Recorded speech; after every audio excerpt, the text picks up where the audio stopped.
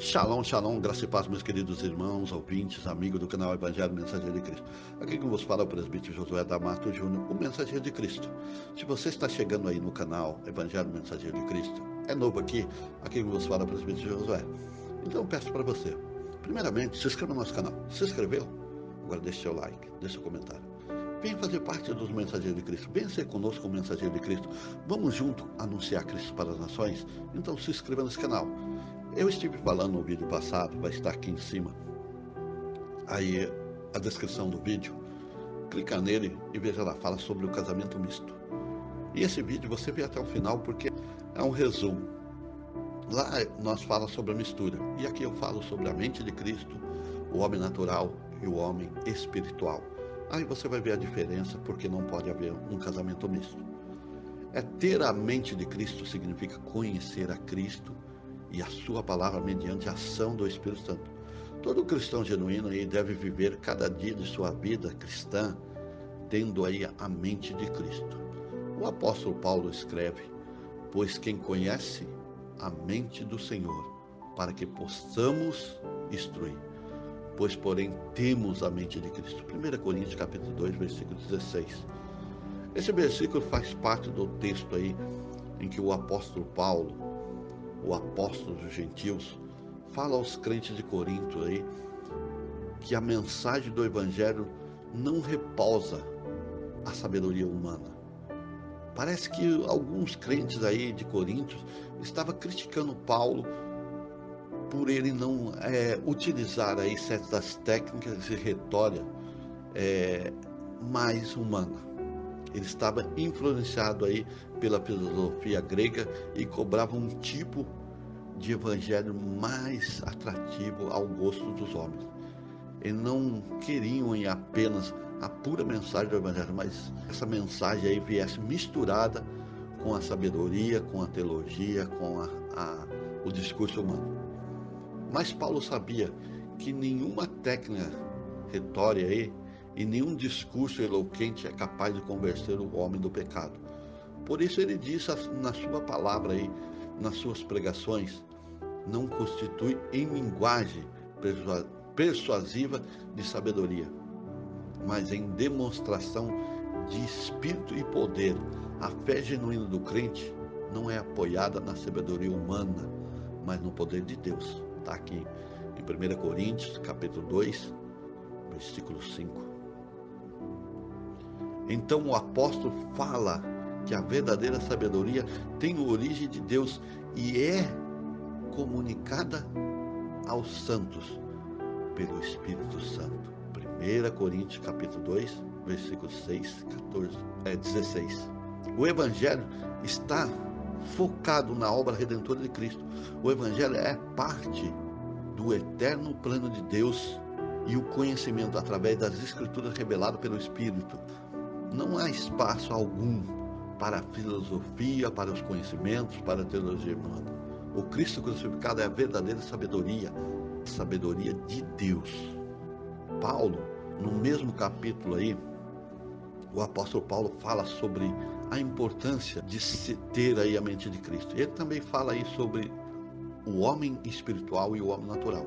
A expressão homem natural, nesse contexto aí, significa não espiritual. Aquele que não é espiritual, aquele que não tem comunhão com Deus, aquele que não aceita as coisas de Deus. Com isso, o seu objetivo é estabelecer um contraste entre o indivíduo destituído do Espírito Santo e o indivíduo que tem o Espírito Santo na sua vida. O homem natural pertence a este mundo, faz as coisas do mundo, pensa como o mundo, tem a mente conforme os padrões terrenos e os padrões mundanos, como nós vemos em 1 Coríntios capítulo 1, versículo 20. Então, neste sentido aí, o apóstolo Paulo diz que o homem natural não pode compreender as coisas do Espírito de Deus, porque lhe parece loucura. 1 Coríntios capítulo 2, versículo 14. A expressão coisas do Espírito se refere às verdades espirituais.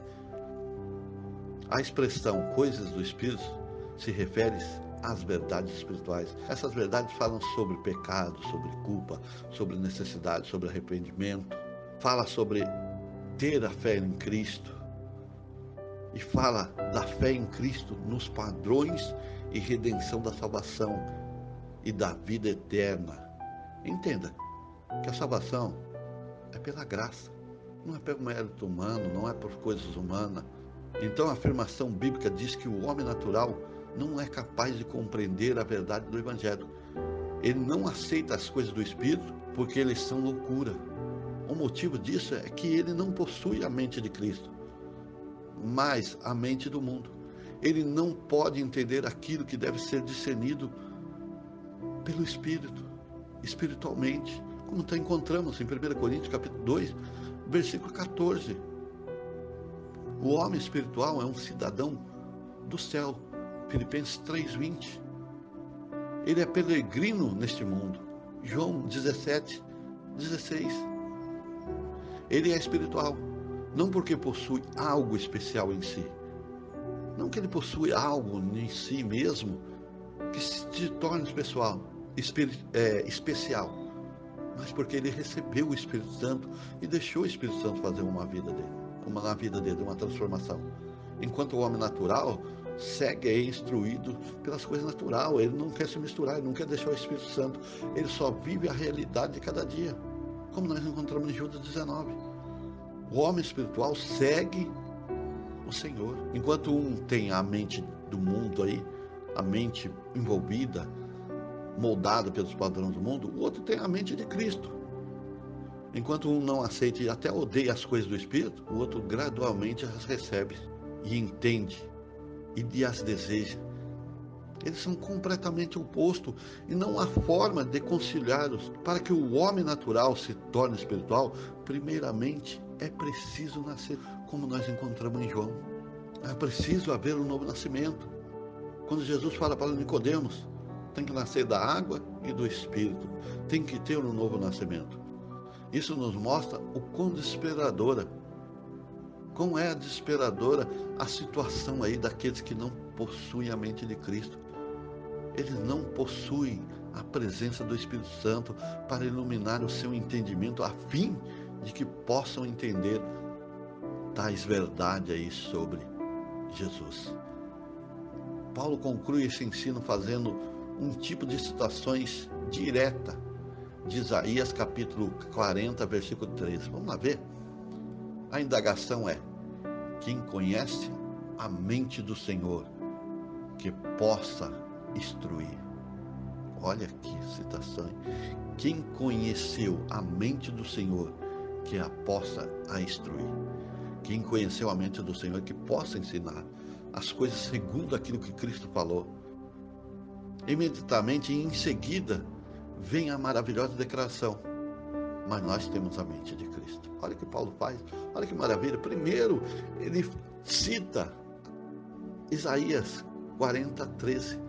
Quem conheceu a mente do Senhor que a possa instruir. Em seguida aí vem com essa maravilhosa declaração. Ele não deixa nem, ele já vai em cima, diz assim: mas nós temos a mente de Cristo. Isso que significa que aquele que é habitado pelo Espírito Santo possui a mente, a harmonia com a mente de Deus. Ele ama a sua lei, ele deseja cumprir os seus mandamentos e faz a vontade. Ele anuncia as obras e refletir a sua glória. Ter a mente de Cristo é estar unido completamente a Cristo e ter comunhão com Deus.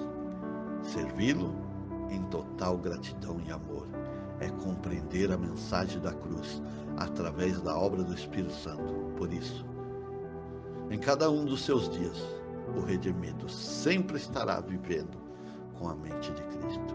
Shalom, graça e paz. Deus seja louvado pela sua vida. Que Deus abençoe. Até o próximo vídeo. Amém? Glória a Deus.